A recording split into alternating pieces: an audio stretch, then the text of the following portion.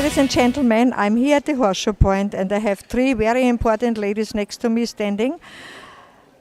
First of all, Miss Sandra Cooper, and she is actually the founder of the Able the Disabled Foundation. I took over from Sally, yes, but I've restarted it, and today's results is months of hard work of actually teaching these children simple dressage competitions. So they've gone from the therapy, they've now moved into a little bit of riding, so that's what today was about. A little bit of riding, you know, I mean, when I watch them, actually I would be happy if I could ride like that. Yeah.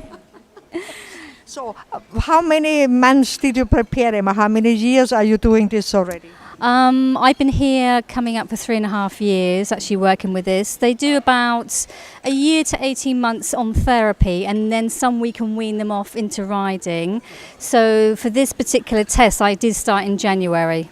I broke it all down into small sections, and I started in January for most of my riders, yeah. I could see it now when they got their cups and their prizes, how proud you were, and all your helpers all around as well also. So congratulations to you too. Thank you so very much, because I think it's quite a lot of work and quite a lot of time consuming to do this. Yes, it does.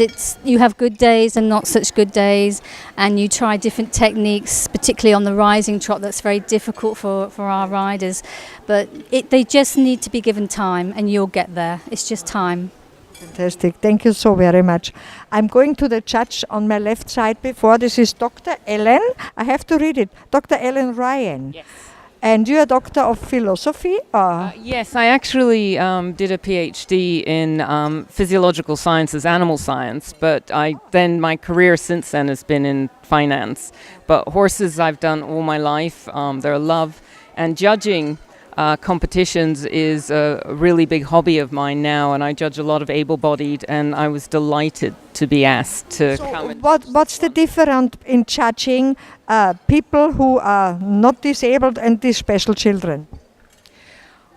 Obviously, you need to make more allowance, I think, for some of the physical limitations that some of the disabled riders may have, or where, again, maybe make more allowances for lapses of concentration, where, sort of mentally it may be a bit more challenging. But otherwise, to be honest, you still judge them to the same criteria that you do for able-bodied athletes. And this is very true. I have a friend who's started as a therapy rider, and she is now has the most medals of any Asian Paralympic rider from both the Hong Kong and the British Olympics and the World Equestrian Games. And she's now a special sports ambassador. And she started very much in a therapy program, exactly like Sandra described. And so I think it's just so exciting to see these young people starting on the same path. And who knows, we may see a Paralympian dressage rider here in the future. So it's really, even though it's the very start, but it's very exciting to see. Wow. And I thought the riders all did a wonderful job for their first competition. Even able-bodied riders can get thrown off by nerves and make mistakes. So I thought everyone did a really wonderful job. And particularly the team that was helping with them and the leaders. I was sort of envying Sandra her morning jog this morning in terms of the walking she was doing. But no, it was great to see, riders, parents, the volunteers. And of course, it's always nice to come down here to Horseshoe Point as well. I love coming to help them with their competitions. It's a beautiful place. Thank you very much for the talk. It was very interesting what you said. And now I know why you are so slim, because all the running you did today, if you do that every day, okay, I'm coming and join you. Yes. I'm moving now on this side. Kunchinana. She's the managing director of the Horseshoe Point. Right. Nice to see you again. Yes, actually, I could speak German to her because her mother is German, but we have to prefer English right now. So thanks to you also, because you provide them with the place here. You provide this foundation with the place and the horses, of course. So how do you feel about this all? First of all, we're very, very grateful that Sandra does the Able the Disabled Foundation. And of course, we're very, very proud to be able to sponsor also this great event.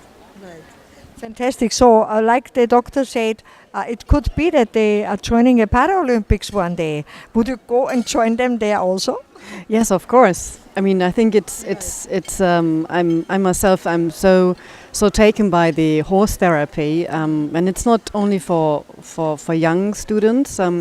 Even I think I've told you the story. My mother has vertigo. She's over 70, and she was having a hippotherapy lesson. And once she's on the horse, and 1 hour after riding on the horse, she is without any vertigo. So that it means it's a lot of therapy. So we are studying on that, and that's definitely something I'm personally also want to be involved in.